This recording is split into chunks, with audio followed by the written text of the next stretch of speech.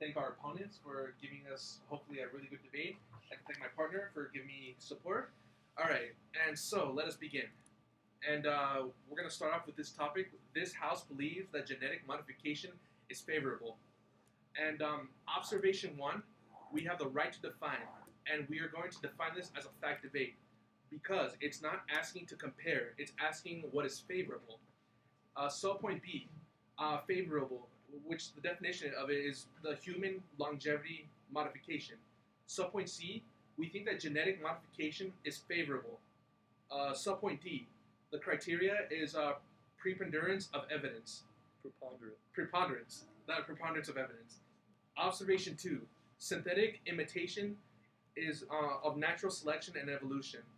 Humans have genetic inclinations that prevent them from thriving in society. For example, they may be going through depression, anxiety, or they may be suffering through cancer. With the genetic modification, it could actually eliminate all of these things so that they wouldn't have to take drugs.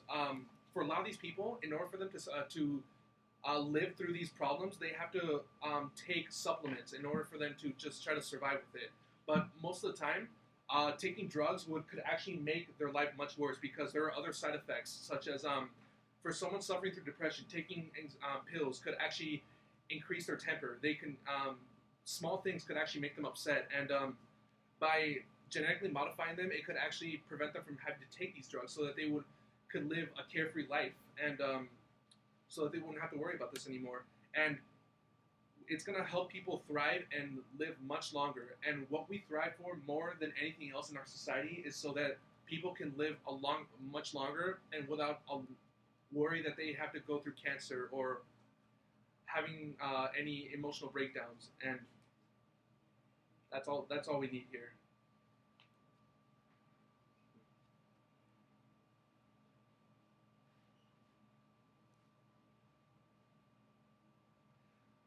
Observation 3. Genetic modification can actually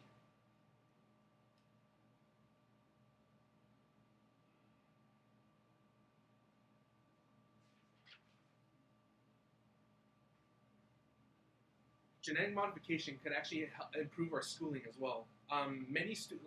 We in our education system, we have a one size fit all program, and a lot of these students, like I said before, they go through depression and anxiety, and a lot of these every student is not the same. They have to work really hard in order for them to focus in school. But with these modifications, they can they can worry less about these problems, and they can focus more on about their future. And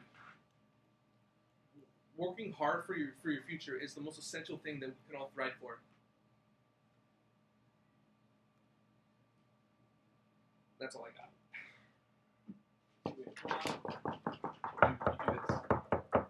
It's like, you know how in like beat poetry people snap their fingers? In debate you knock them on the table.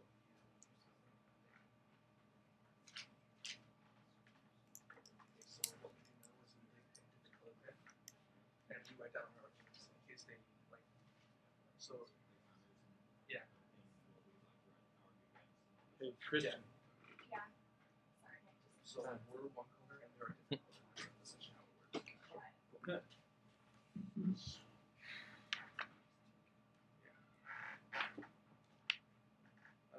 Time myself. Here we go. Thank you for being here. Thank you, audience members and one judge, to my partner and to my opponents. Thank you all for being here. All right, this is an important debate, so we're going to get into this. If I knew how to run trichotomy, I'd run that because this is not a fact debate. This is for sure a value debate. I don't know how to run it. We're going to go with facts. Why is it a value? Based on a sensible interpretation of the resolution, which is this house believes that genetic modification is favorable. Favorable implies a value over being disfavorable, and so we're arguing two options here. We're arguing, is it more favorable than non-favorable? And so, based on that, we would believe that this would be a value debate. How do they take away your ground by doing that? They take away ground because now they've made it seem like this is a that this is a concrete debate, that this is something that either is or is not. And this is something that we need to weigh. As a society, we need to look at the goods, the bads, and by saying it's a fact debate, they're not considering the values that have to be judged in this debate.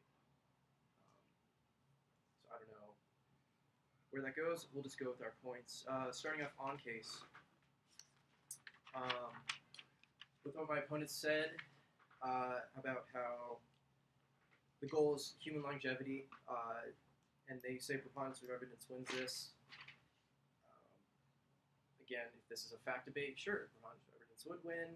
If it's a value debate, we just need to show the preponderance that one side is more favorable than the other.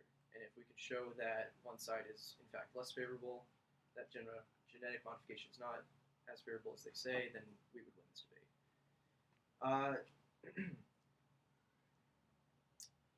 So if we can, I'll start with objection 1.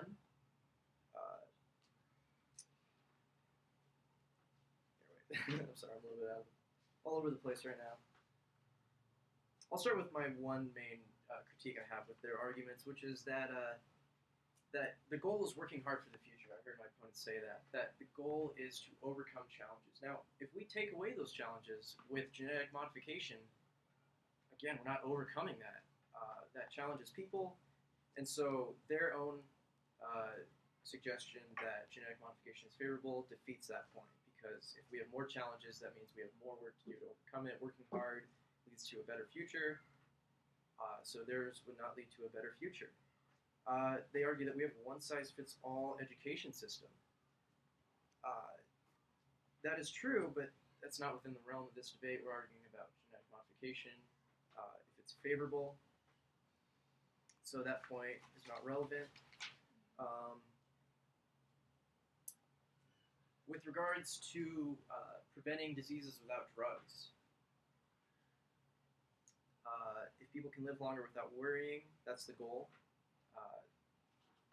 Now, we have plenty of drugs that completely eliminate diseases today, that prevent them. We have vaccines. We have solutions already in place that make genetic modification redundant and something that would be more work to require something we can already achieve.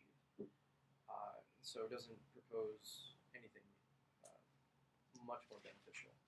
With regards to my counter contentions, or how would I just, yeah, our points, basically. DA1, forced progress. Subpoint A, this is not in line with democratic values. Democracies, which we live in, and which, in the context of this debate, we are arguing under a democratic system, it only functions when public opinion drives policy. 53% of people say they would not buy genetically altered food. And so if we can't even agree on genetically altered food, the things we eat, how on earth are we going to argue that genetic modification is favorable to people, to things that are much more serious and much more weighted morally in our society? Public opinion drives policy. If the majority of people don't want this, then the policy to make genetic modification favorable will not come to place. And so from a social and political viewpoint, genetic modification is not favorable because the majority of people don't agree with it. We live in a democracy. Majority opinion should drive policy. Subpoint B, their points go against democratic values. Subpoint C, this puts, if we agree that genetic modification is favorable, this puts the minority of people who agree with genetic modification in power over the majority, once again, against democratic values. Yes. So how exactly does this go against democratic values? The majority of people don't want it, even in food. And so if we can't agree on this, how can we agree on bigger things? Subpoint D, this could lead to social unrest. It will lead to perceived inequality with genetic modification. It could lead to social chaos. People lose faith in their leaders, lose faith in the democratic system that has been working this entire time. And if we can't have people have faith in the democratic system, then we can't regulate genetic modification. And so With this, if we were to force it through without public opinion supporting it, then we can't regulate it, and it leads to all sorts of consequences. DA2, title is Human Neutering. Humans live in a variety of experiences. By saying that genetic modification is favorable, we're putting unrealistic standards on people. Higher unrealistic standards. Subpoint A, life is meant to be lived with natural circumstances. That's how the human mind evolved. That's how the human mind has learned to cope with all of the situations. If we throw more variance into a system that we're not already prepared to deal with, that we know we're already prepared to deal with, this creates more possibility for instability. Subpoint B, their plan takes away these experiences that they propose to get rid of, such as preponderance to anger, preponderance to alcoholism. We have a society that deals with these things already. And so by taking those problems away, we're taking away solutions we've learned to deal with. This starts down the road towards limiting human experience. This could lead to where government shuts down people who aren't good enough. This creates a view of a singular human experience. Contention 3, it's unfair. It adds another minority group. If we have genetic engineering, it's expensive. Not everyone's going to be able to afford this. Other people are going to volunteer to not do this. And so we're creating people who are genetically modified and people who aren't genetically modified. With genetic modification being favorable, we have people who aren't going to see that point of view. We're creating another minority group. Their plan creates another minority group. We're increasing inequality. By making people better, we're making others worse. D, this is unforgiving.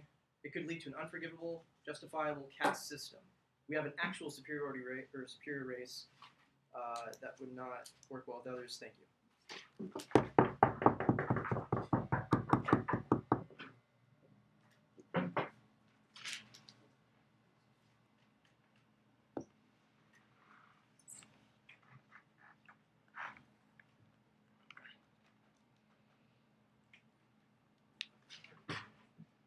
How do I intro?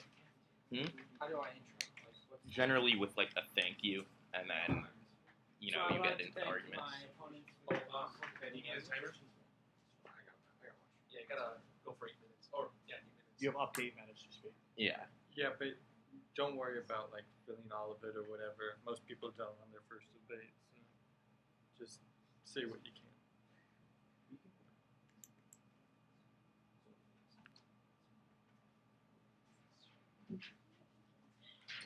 Alright, hi. I would like to thank my opponents for their wonderfully worded argument, and I would like to thank my partner for his glorious help in establishing our argument.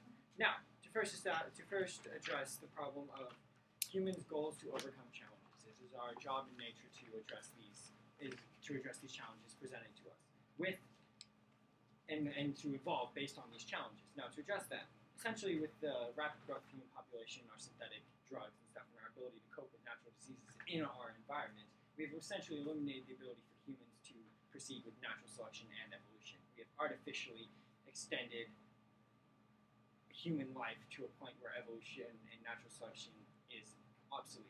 That the sick or the mentally ill people who would normally be taken out of society due to their inability to perform are extended their lives to allow to live full lives based on synthetic drugs. So the fact that humans need to face challenges in order to evolve is completely redundant because humans are not facing evolution at this time.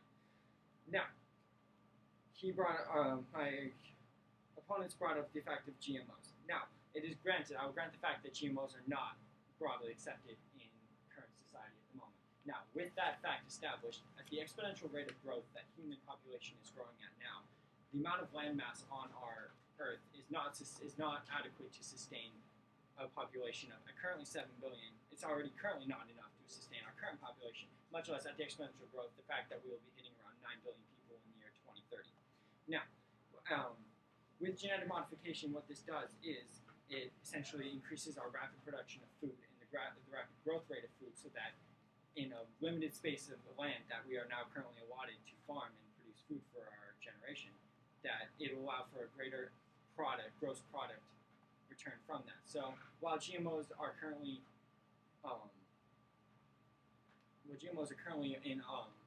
broadly opposed against, I feel that that comes from a lack of understanding and a lack of understanding of the consequences should humans not turn to GMOs in the future. Now, he mentioned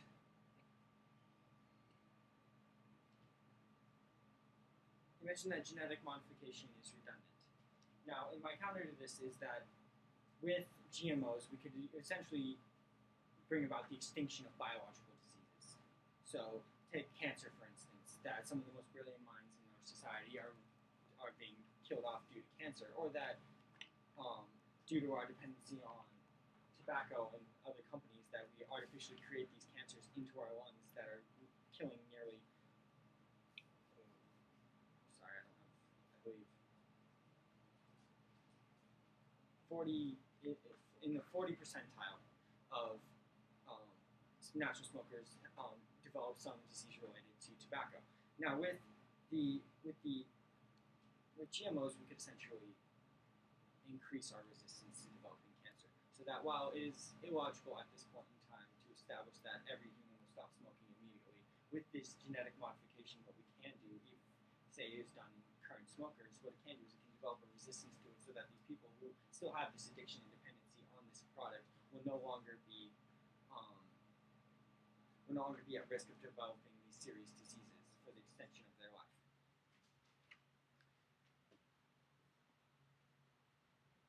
Now, he mentioned that, to go off the topic of tobacco and alcohol, he mentioned that we have ways of coping with alcohol and tobacco at the moment. Basically, what we have right now is a reactive way of coping instead of a proactive way of coping. So we address these problems after they happen instead of before they occur. So when you look at humans, you'll see an inclination towards addictive personalities, and many people are more inclined to being addicted to a certain product or chemical than others. And with those people, you'll find the most heavy smokers, the people who smoke 3 packs a day, the people who drink, starting at 12 o'clock in the afternoon and going until 7 o'clock. With this, what we can do is we can eliminate. It's not a change of the personality. It is a change of the chemical imbalance that leads to an addiction.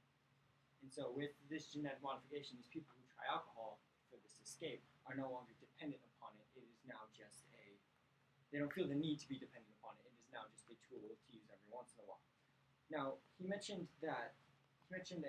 we've brought about like a singular education system. That education is a one-track way. It's built for one individual, like for an overall group as opposed to the individual. Now, while this is true in that it can be harmful, the benefit of GMOs is with ADHD or in things like depression, where if you feel that, like take depression, lower serotonin levels in the brain. And should these lower serotonin levels occur, you can find a lack of motivation, a lack of determination to try, a stick-to-itiveness. It's just life is no longer worth the effort you put into it previously. Now with the GMO, what you could do is genetic modification of humans. What you can do is you can synthetically or naturally, essentially, with genetics, stimulate your brain to produce adequate amounts of serotonin, so that it never encounters depression. Because we cannot say that depression is beneficial to our society. Upon examination of depression, one in every instance would be inclined to say that depression is harmful to human society. So is cancer. So if we can eliminate this purely harmful mental illness, are we not doing something? If we can completely eliminate something that is seen as solely harmful, are we not doing it better for the human good? We mentioned that there'd be a minority group that should we enact genetic modification, we would create a minority group. Now, well, yes, we would. The long-term effects of genetic modification, we're not talking about modifying intelligence. We're not talking about modifying how good you look. We're not creating this artificial perfection. What we're doing is we're creating a resistance to diseases. And so should you be resistant to diseases or mental illness, what would happen is it's not something that would absolutely distinguish you from other people. Like if someone, say for example, someone were looking at me, you could not tell my mental affliction. It's like any mental illness I have, correct? So if you cannot immediately determine mental illness based on appearance, I do not feel that genetic modification would create a minority group. But in combat to that, one thing I propose is a gradual over generations. Obviously, we cannot genetically modify every single human on Earth at the same time. What needs to be done is it needs to be done over gradual spaces of time, so that eventually, at some point, we will reach a perfect point where everybody is at this perfect state. But is unrealistic and nigh impossible to enact it over time. So I would propose a general plan over 2 generations, so about 120 to 130 years, over which every single person was slowly acclimated and inducted into a genetic modification process, so that at the end of 130 years, every single human being on Earth was under the effects of genetic modification. I thank you for your time. That is my argument. Do you have to go? No. I want to hear a refute. Okay. I can do it. Yeah.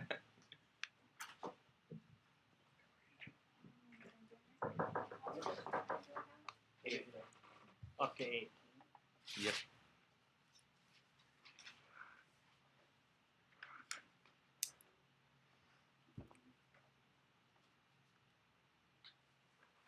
Okay, thank y'all for being here, and thank you to my partner, helping me get through this my second debate. So let's get into it.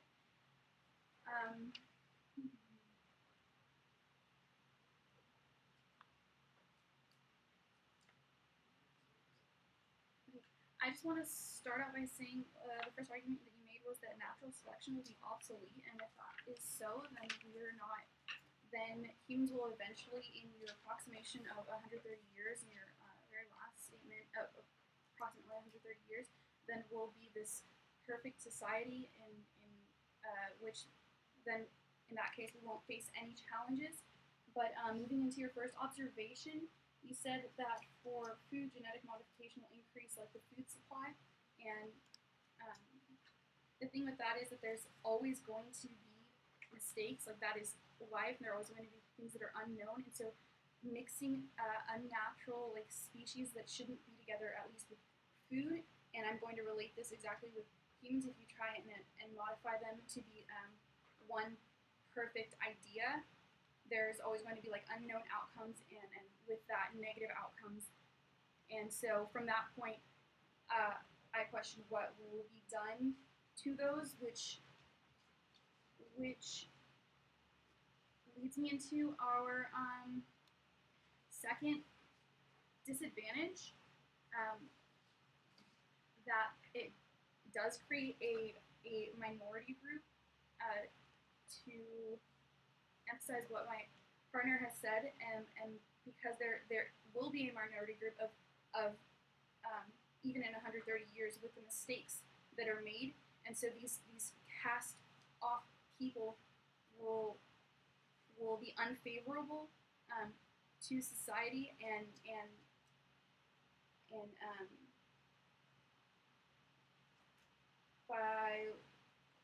by this portrayal of whatever it is that this idea of perfection is, and in which case that it will be like will eliminate as well like the human experience, because there won't be any room for flaws, and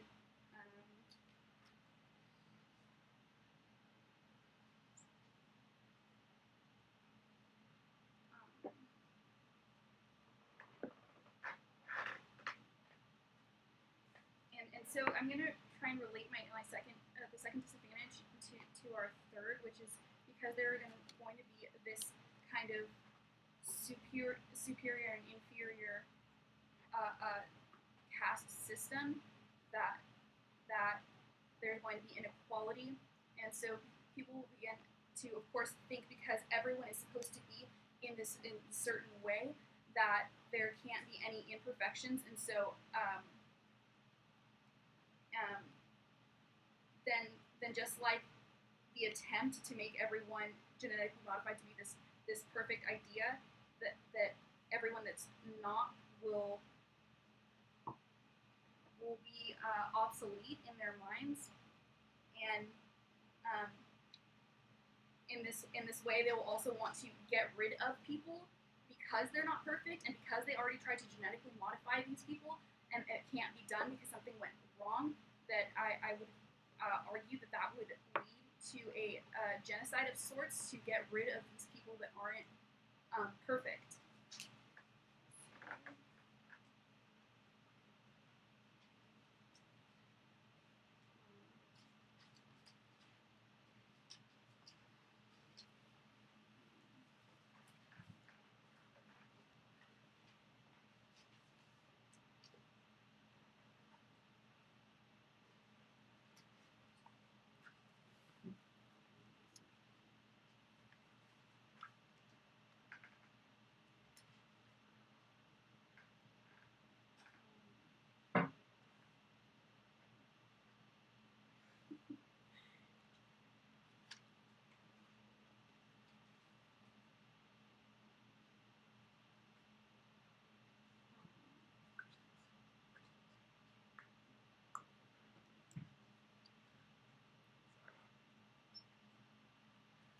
So, to bring the focus back to the resolution, we argued that our ground was taken because this isn't a fact debate.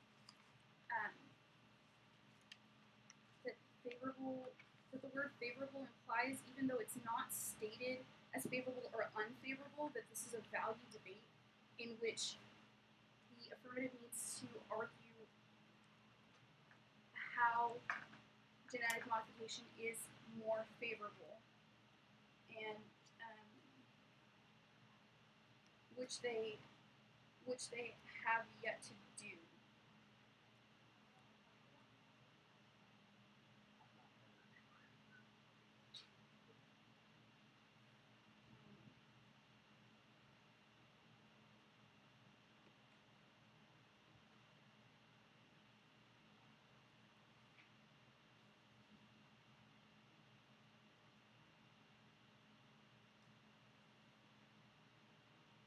And to touch back on the disadvantage 3 with their argument that this will lead to eventual perfection of people as a whole, I would say that you're unable to determine what that perfection is, because it's going to be based on, a small group of people who have this idea of perfection.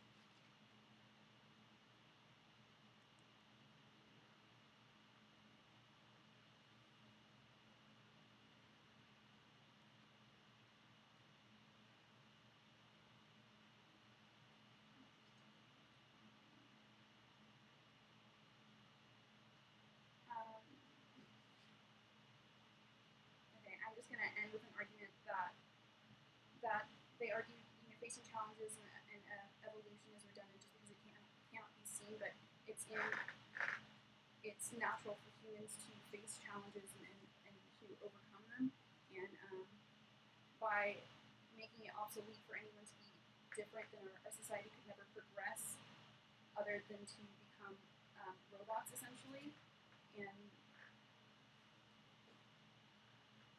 so genetic modification cannot be favorable if society is at a standstill.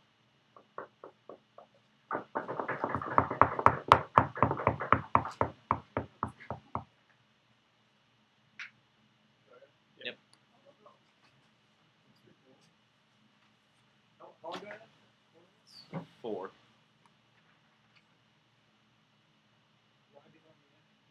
No. Stephan.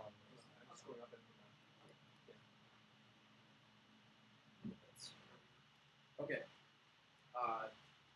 Let's go over who's winning, because that's ultimately what matters. We agree that it's preponderance of evidence.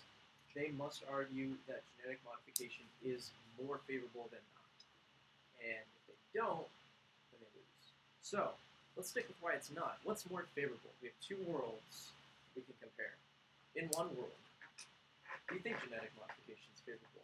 We make people better, supposedly. It starts out small, starts with some diseases that we cure. Stop it. Cool. Where's the stop? Where are the ends in place? What's to stop us from developing a caste system? What's to stop us from taking democracy and demolishing it? What's to stop us from putting a minority of elites in power? Nothing. So, what's more favorable, genetic modification or total collapse of society as we know it? I feel like we should stick with what we know, continue to be people as people are meant to be.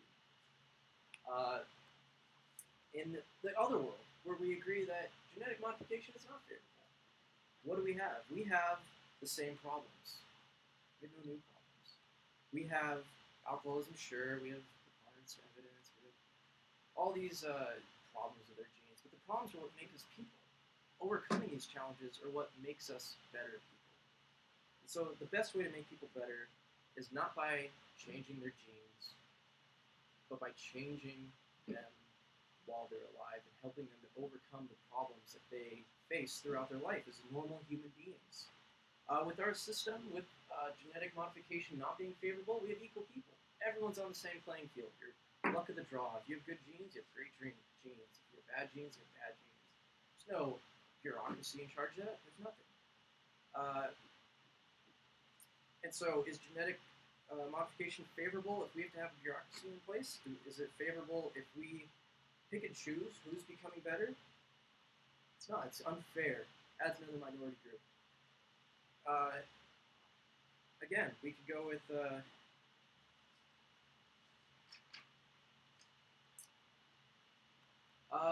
with their arguments on the population creating new strains on us. We've had population growth in society, sometimes out of control, for a long time now. Again, these are natural challenges. These are systems that we know, and we've been able to overcome them to this point. Do we want a world that we create more problems, potentially, by introducing genetic modification? Or do we want a world that we know how to handle, that we know how to cure?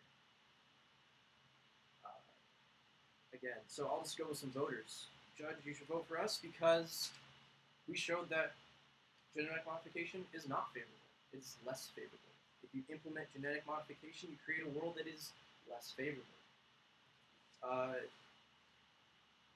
Again, I think this is a problem of thinking that if we make the individual components more favorable, we're somehow going to make the total system more favorable.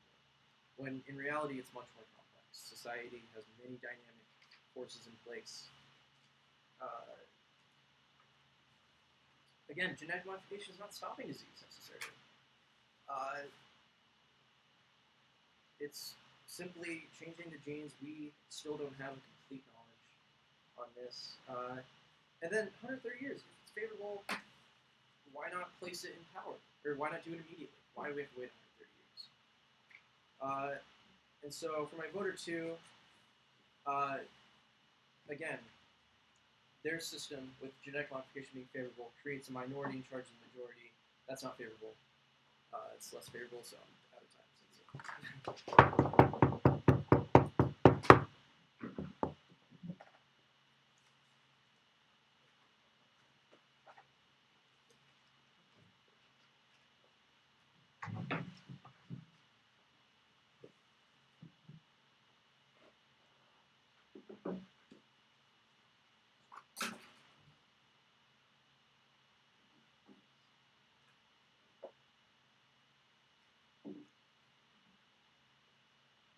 Alright, once again, I'd like to thank everyone for being here, and thank you for the arguments that we've been having today. So first off, I'd like to go over why we think that the modification, that the GMOs are favorable. And first, like I said before, we are declaring this is a fact debate. It's not asking to compare, it's asking what is favorable.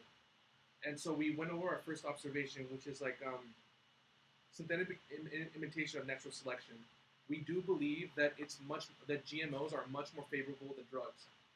Long-term wise, we wouldn't have to take drugs anymore. It would be much more beneficial if we just use GMOs for for our better mental health. And I'm gonna go to their arguments. They brought up the fact that that we're gonna strive to become perfect. I'd like to bring up that the GMOs that we're implementing, we're not trying to we're not trying to become perfect human beings. We're simply optimizing the longevity and capability of humans to survive in our current environment. And you also brought up that it's not fair that we're going to create a minority group. But let me bring up the fact that these people who are going through these mental problems, they're already a minority group. They're already suffering through these problems, and with GMOs, they're simply having a fighting chance, so they can be like everybody else. And on their first argument is it's pure postulation.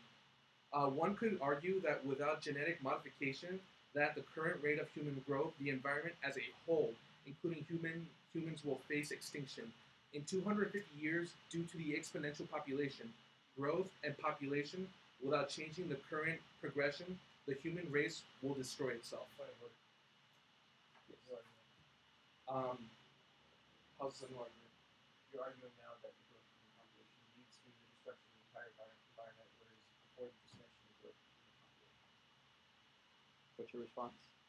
Hold on a second.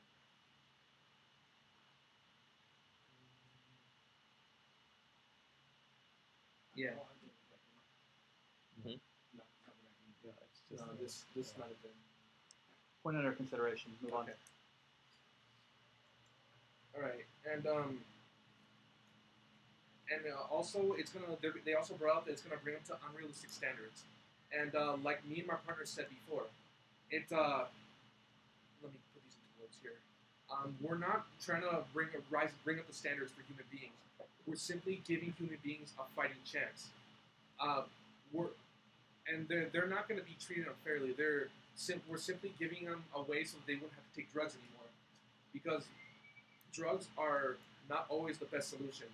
It may be for some, but not for everybody. There could be other problems that could occur, like for someone, like I mentioned earlier in my earlier argument, that if someone's going through depression, these pills could actually increase other parts of their emotions, like their anger. I've read a lot of documents about this occurring very frequently. Many people just resort to anger much more faster than the regular human being. And